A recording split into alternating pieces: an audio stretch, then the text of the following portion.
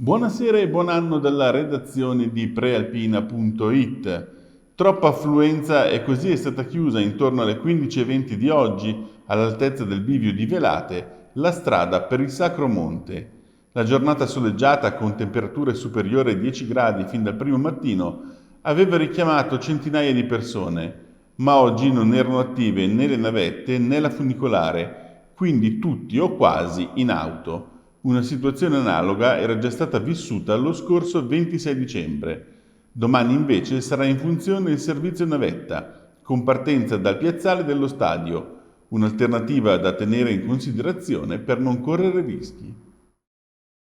E ora torniamo a ripercorrere le ultime ore del 2021 e le prime del 2022, a partire dal discorso del Presidente della Repubblica agli italiani. Il commento del direttore di Prealpina Daniele Bellasio. Care concittadine e cari concittadini, ho sempre vissuto questo tradizionale appuntamento di fine anno. È sbagliato, anche se in fondo naturale, cercare di interpretare il discorso del Presidente della Repubblica Sergio Mattarella in ottica di resta, non resta, lo rieleggono, non lo rieleggono, preferisce andare via, preferisce restare, anche perché non è nel suo stile fare un discorso con questo sottotesto. Molto più interessante concentrarsi invece su quello che ha detto. È stato un discorso fieramente italiano e fieramente europeo, ha ricordato le difficoltà dei suoi 7 anni, ma senza retoriche, senza troppo dilungarsi nei dettagli, ha ricordato che sprecare l'occasione dei vaccini è una cosa grave, soprattutto nei confronti di chi questa occasione dei vaccini non ha potuto vedere nell'affrontare la malattia.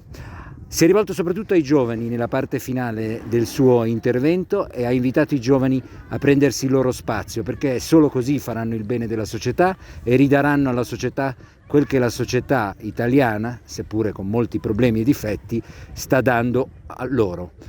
Come sempre un discorso sintetico, in piedi, come sempre con quel sorriso un po' ironico, un po' rassicurante, ma molto consapevole dei problemi. È stato ed è un presidente dalla caratura internazionale e la visione europea. Grazie a lui si è arrivati al Trattato del Quirinale tra Francia e Italia, che pone l'Italia in un ruolo importante in Europa. E grazie a lui, insomma, tante cose sono state fatte. È stato un presidente suo malgrado attivo anche nello stabilizzare lo scenario politico e nella formazione dei governi. È stato ed è un presidente cui noi dobbiamo dire grazie. E dopo lo scoccare della mezzanotte, via i fuochi artificiali, seppur fossero proibiti, e ai festeggiamenti. Le immagini che vedete si riferiscono a Saronno, ma in tutta la provincia le cose sono andate nello stesso modo. Per fortuna non si sono registrati feriti per botti e festeggiamenti vari. Incidente stradale invece a Cislago, dove un uomo di 37 anni, per cause tutto da chiarire, intorno alle 3:50 di questa notte ha perso il controllo del proprio monopattino ed è caduto rovinosamente. Trasportato nel soccorso all'ospedale di Varese, è purtroppo in gravi condizioni. Cicogna attiva nel Varesotto nelle prime ore di oggi. Il primo nato è un cardanese venuto a luce alle 3:30 circa all'ospedale del Ponte di Varese, ma i suoi genitori hanno preferito mantenere l'anonimato. A Busto invece è nata Greta Nathalie poco dopo le 7, per la gioia di mamma Sara. A Legnano infine il più veloce è stato Federico, che ha reso felice una riservata coppia di Caronno Pertusella. Troppo personale positivo in quarantena e così Trenord aveva annunciato che sarebbe stata costretta a ridurre il numero delle corse. Detto e fatto, oggi non ci sono stati i Malpensa Express che hanno collegato l'aeroporto con la stazione di Milano Cadorna, mentre è rimasta attiva la linea per Milano Garibaldi.